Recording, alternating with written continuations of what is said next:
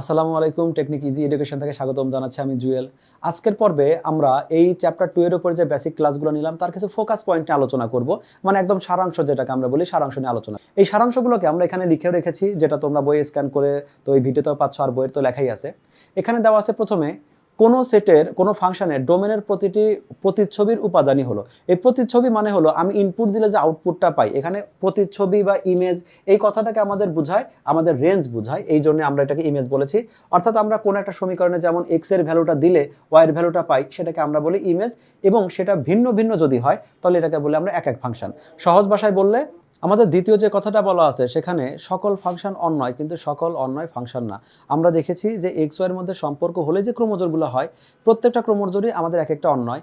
এই অন্যয়গুলো যদি বিশেষ শর্ত মেনে চলে তবেই সেটা আমাদের ফাংশন হচ্ছে। সেই জন্য আমাদের দ্বিতীয় কথা বলি প্রত্যেক ফাংশনই অন্যয়, কিন্তু প্রত্যেক অন্যয় ফাংশন। এখানে বলছি এফ সাজ দ্যাট এ থেকে বি বর্ণিত ফাংশনে এ কে বলা হয় ডোমেন এবং বি কে বলা হয় কোডোমেন।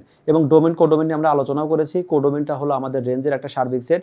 রেঞ্জের প্রতিটি উপাদান অবশ্যই কোডোমেনের মধ্যে থাকতে হবে। কোনো ফাংশনে একবার সার্বিক হলে ফাংশনটির বিপরীত ফাংশন নির্ণয় করা সম্ভব, কারণ বিপরীত ফাংশন থেকে আমরা রেঞ্জ নির্ণয় করি, রেঞ্জের সাথে আমরা কোডোমেন সম্পর্ক করি, এইটা করেই তো আমরা সার্বিক ফাংশন চেক করি। সেই জন্য এই কথাটা একটু ঘুরায় বলা হয়েছে যে যদি কোনো ফাংশনে একবার সার্বিক হয় তাহলে তার বিপরীত ফাংশন পাওয়া সম্ভব। ফাংশনের রেঞ্জ এবং কোডোমেন যদি সমান হয় সেটাকে আমরা সার্বিক ফাংশন বলি। এবং সার্বিক ফাংশন চেক করার সময় তোমাদেরকে ব্যাপারটা দেখানো হয়েছে যে রেঞ্জ বের করি, সেটা কোডোমেনের সাথে চেক করি। অর্থাৎ রেঞ্জটা হলো কোডোমেনের একটা পার্ট, এবং এই রেঞ্জ আর কোডোমেন যদি এই পার্টটা একদম ইকুয়াল হয়ে যায় তখন আমরা সেটাকে সার্বিক। সকল ফাংশনের বিপরীত ফাংশন আমাদের বের করতে পারবে এমনটা নয়।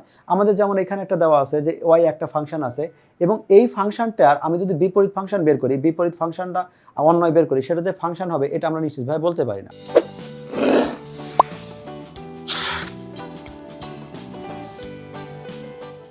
সরলরৈখিক সমীকরণের সাধারণ রূপ কি? আমরা এভাবে লিখি যে সরলরেখার সাধারণ রূপ যেটা আছে, মূলত সাধারণ রূপটাকে আমরা এভাবে লিখে থাকি A X plus B Y plus C সমান 0। এইটাই হলো সাধারণ রূপ। কিন্তু অনেক সময় কনস্ট্যান্ট অনুপস্থিত থাকতে পারে।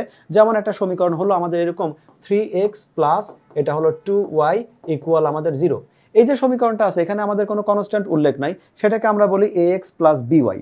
শুধু ax প্লাস যদি b থাকে। আবার অনেক সময় দেখা যাচ্ছে সমীকরণটা এরকমটা হতে পারে 3x প্লাস 9 ইকুয়াল 0। সমীকরণটা যাই হোক, আমাদের সরলরেখার সমীকরণে আদর্শ রূপ হবে এটা।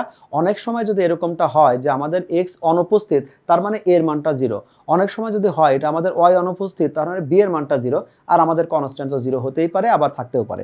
একটা কথা উল্লেখ করে রাখি, কোনো সমীকরণে যদি কনস্ট্যান্ট 0 হয় তার মানে ওই সমীকরণটা মূল বিন্দু। দ্বিঘাত সমীকরণে আদর্শ রূপ ax square plus bx plus c, যেখানে ax স্কয়ার বলতে বোঝায় এই যে এখানে একটা সমীকরণ লিখলাম 2x স্কয়ার, এটাকে আমরা বলবো ax স্কয়ার। স্কয়ারের পার্টটাকে আমরা ax স্কয়ার বলবো, যেখানে a বলতে স্কয়ারের x স্কয়ারের যে সহগটা আছে সেই সহগটাকে বোঝাচ্ছি। আবার যেটা আমাদের এক চলক বিশিষ্ট থাকবে তার সহগকে আমরা b বলি, যেটাকে আমরা bx বলেছি। যেটার সাথে কোনো চলক থাকবে না কনস্ট্যান্ট, সেটাকে আমরা c দ্বারা প্রকাশ করি। এভাবে আমরা একটা সমীকরণ বলতে পারি। এবং এর লেখচিত্র সর্বদা পরাবৃত্ত আকারে হয়, পরিপূর্ণ বৃত্ত না। আমরা পরাবৃত্ত, উপবৃত্ত, অধিবৃত্ত এগুলো হয়তো এসএসসি লেভেলে শিখবো না, তবে এটুকু শুধু বুঝি পরাবৃত্তটা একটা সুষম বৃত্ত না। সুষম বৃত্ত কোনটা? কোন একটা বৃত্তের সমীকরণ, একটা সমীকরণ জাস্ট একটা সমীকরণ এরকমটা হলো যে x minus P whole square, যে কোনো x মানে x, p মানে 1 2 3 4 যে কোনো কিছু হতে পারে, y minus Q whole square equal R square, এইরকম শর্ত যদি ফিল আপ করে তাহলে এই টাইপের সমীকরণকে আমরা বলবো বৃত্তের সমীকরণ। আবার এটা ভেবে নিও না যে আমাদের সমীকরণটা ধরলাম, এটা লিখলাম হলো x মাইনাস 3 এটা হলো whole square, x minus 3 whole square হয়ে যাবে, x প্লাস 3 হোল স্কোয়ার হয়ে যাবে না। ব্যাপারটা এরকম না, x প্লাস 3ও হোল স্কোয়ার হতে পারে। সেক্ষেত্রে আমরা কি করি, এটাকে এর সাথে অ্যাডজাস্ট করে লেখার জন্য x মাইনাস মাইনাস 3 আমরা তারপর একটা হোল স্কোয়ার দেই, এরকম করে লিখতে পারি। মানে প্লাস মাইনাস যে কোনোটাই হতে পারে, আমরা মাঝখানে অপশন মাইনাসটা বিবেচনা করে ওর মানটা ইউজ করি কেন্দ্র হিসাবে। এখন যদি এরকম চেহারা সে মেনটেন করে তাহলে এই বৃত্তের যে কেন্দ্রটা হবে সেটা পি কিউ, আর এই যে আর স্কোয়ারটা হবে আর হবে ব্যাসার্ধ। এটা হলো আমাদের বৃত্তের সমীকরণ। বেসিক বেশ কয়েকটা ক্লাসে আমরা এই সেট সম্বন্ধে, তারপরে ফাংশন সম্বন্ধে অনেক কিছু সম্বন্ধে আলোচনা করেছি। এইসব পর্বে আমাদের সাথে থাকার জন্য ধন্যবাদ।